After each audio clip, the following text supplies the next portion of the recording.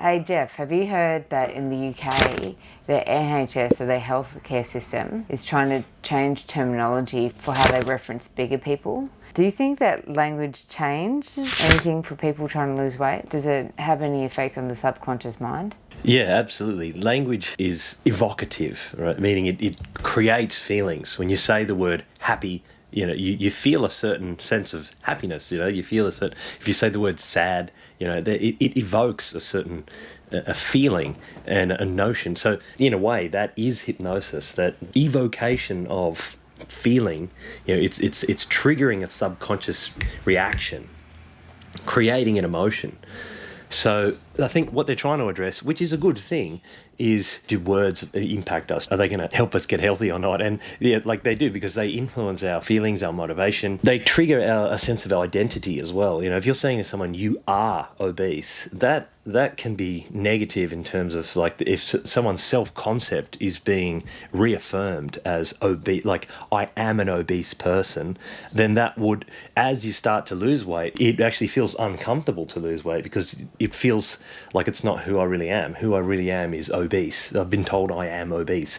So I think they're touching on something. They are touching on something that's useful in helping people lose weight, I guess. But yeah, I mean, also, I guess the other point I was trying to make too was that making it too comfortable for everyone, removing all of the negative emotion that is evoked by talking about it it's making it just too comfortable to stay there.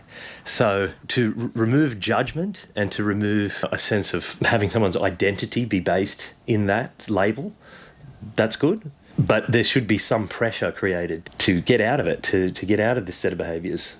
This set of behaviours isn't you, though it is causing you a lot of unhealthy outcomes, So what's more powerful in helping people lose weight?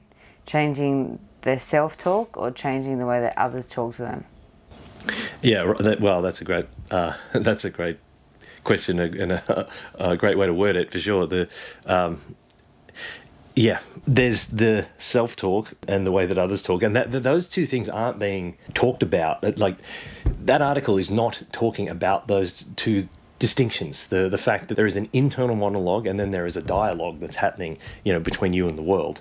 And I think this is the issue with all the the whole woke scene, is that it's about forcing other people to adopt a certain behaviour and a certain language pattern and a certain view towards things. Just something that's well known in psychology is that it's having someone be so dependent on other people's opinion is dysfunctional and is a source of deep unhappiness, is being so attached to the way that other people view you. Like, someone says they don't like you and they just melt down and you just can't function. Other people's opinions cannot determine your state all the time. People shouldn't go around abusing people, but at the same time, if people have opinions, not everyone's going to like you. Not everyone's going to have the same opinion of you that you have of yourself, or that, and that's up to them. That's got to be their thing. A healthy self-esteem and a healthy person is going to have a good quality self-talk that directs their sense of self, as opposed to just waiting for the world to tell them who and how they are. Something that should be promoted is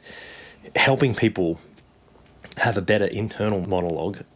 What other people say is nothing in comparison to what you say to yourself. Maybe, it goes the opposite way. So everyone could be calling you a complete dickhead, but then that person thinks they're wonderful and it doesn't affect them at all. It goes both ways. So you are saying that self-talk is more important than... Yeah, that was a long way of saying yes. In response to the article, that would probably be the key point to take away would be that, like, controlling everyone else's words is not the thing that should be being focused on. It's controlling the person's internal monologue. I mean, someone could say, you look obese, you've got obesity. I think people don't really that conscious of the exact way that you worded it. It's the feeling that they get when they hear it.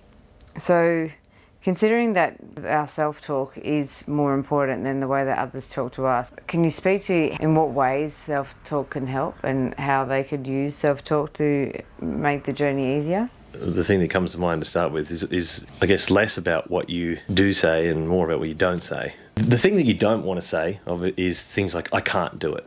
Well, this is too hard. These are self-suggestions. When you think about hypnotic techniques and hypnotic language, it's language that creates a certain feeling that inspires a certain action, and it's kind of ongoing and embedded subconsciously. So, if there's a constant sort of narrative of like, I can't do it, it's too hard, it's going to be so difficult, you have that on loop, and it may not be the actual words themselves, but it's just the feeling of that. It's hard to act in a spirit of I can do it when you're holding a feeling of I can't do it. You're not necessarily going to be able to believe straight up though that, I can do it. I mean, this is the whole thing about positive affirmations. If I really don't believe that I can do it, and then you just kind of shout over the top of it, I can do it, I can do it, I can do it. But then inside there's a sense of like, no, I don't really believe that. That sense of internal conflict isn't going to help either. The thing that you want to do is find the thing that you can believe that's at least a little bit positive. Something I like to start with is, for example, this might be hard, but I can do it.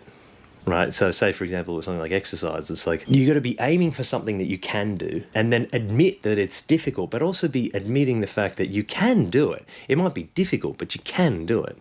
Right? And start there rather than, pretending that I can do it and it will be easy and it'll be wonderful, and spinning all this, positive affirmation that you just don't believe, So you have to believe it. It's more about the feeling that you have. You have to be honest, emotionally honest with yourself. And then from there, you can actually start to get some forward motion, because if you've got that sense of internal conflict, what's going to manifest is that conflict. You want to go eat the cookie, and then you fight yourself, and then you fight yourself for a little bit more, and then you just eat the cookie anyway. Like, you just admit that it's hard rather than pretending that it's not. Keep going for that little bit more that you can believe, because once you do a little bit, then you get a bit of confidence and you get a bit of evidence that you can do it. And then it's not so hard to do the next little bit. So that's just one idea. So subscribe, like if you liked it, hit the notification bell. And if you keep asking yourself, why do I keep overeating? Click right here.